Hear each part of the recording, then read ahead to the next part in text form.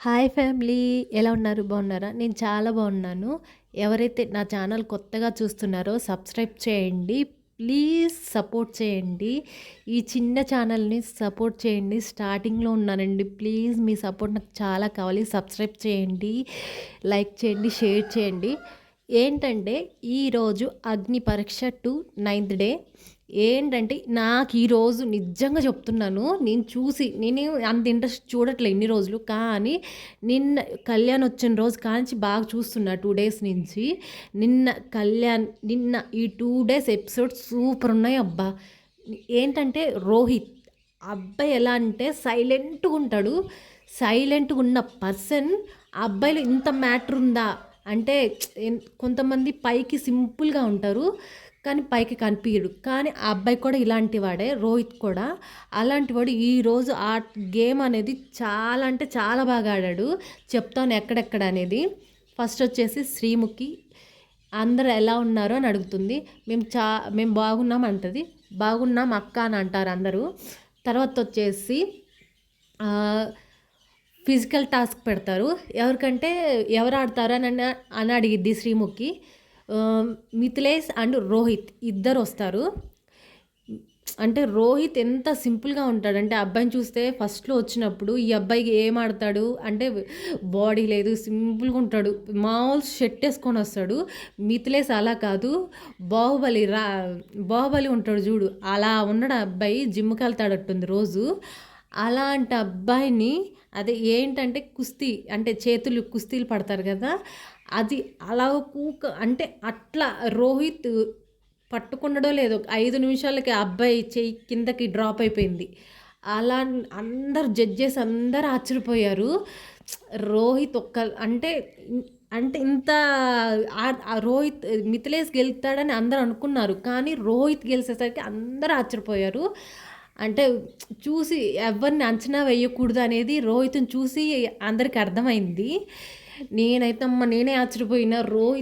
ఏంట్రా రోహిత్ గెలిచాడా? ఆ అబ్బాయి గెలిచాడా? మిథిలేష్ గెలుస్తాడని నేను అనుకున్నా. మిథిలేష్ గెలవలేదు, రోహిత్ గెలిచాడు. అంటే ఆ అబ్బాయి బాడీ చూసి నాకు అట్లా అనిపించింది. ఎందుకంటే రోజు జిమ్‌కి వెళ్తాడంట ఆ అబ్బాయి రోజు.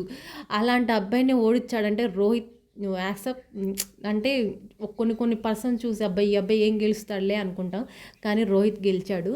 తర్వాత అపూర్వకి తను రోహిస్టా, తన పేరు ఏదో రావట్లేదు, తన పేరు రోహిస్టా ఏదో ఉంది.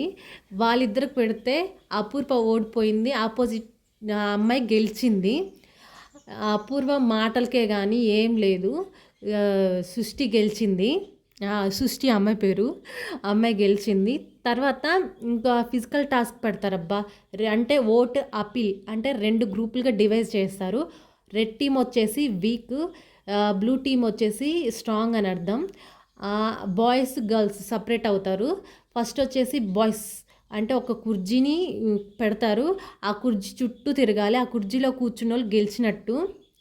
అయితే చుట్టూ తిరుగుతారు బాయ్స్ అందరూ. దాంట్లో వాళ్ళకి సంచాలక గాయత్రిని ఉంచారు. 15 మంది అయ్యారు కదా, ఇటు ఏడుగురు అటు ఏడుగురు అయ్యేసరికి గాయత్రి ఒకతే మిగిలిపోయింది.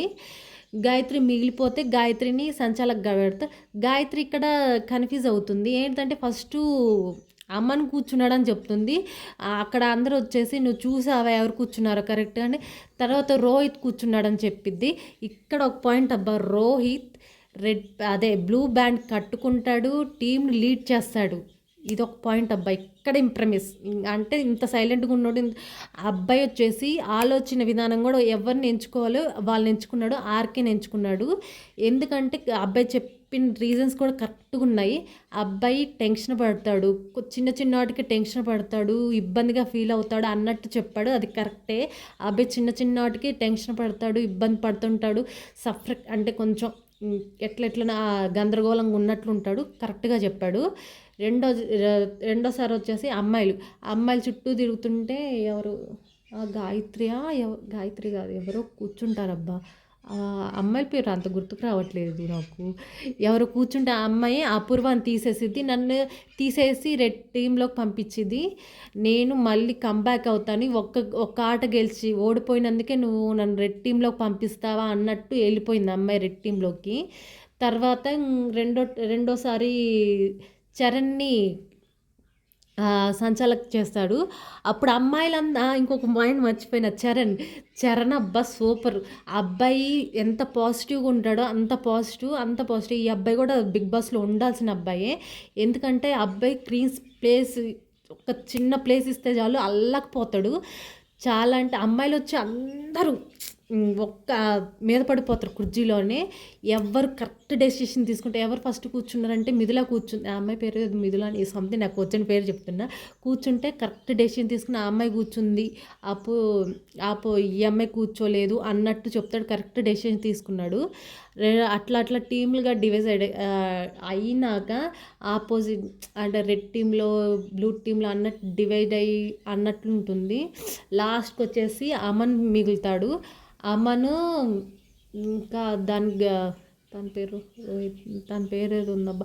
చాలా పేర్లు వాటికి చాలా కన్ఫ్యూజ్ అవుతున్నానబ్బా. ఎందుకంటే 2 డేస్ నుంచే కదా చూస్తుంది, నాకు ఎవరి పేర్లు గుర్తుండట్లేదు.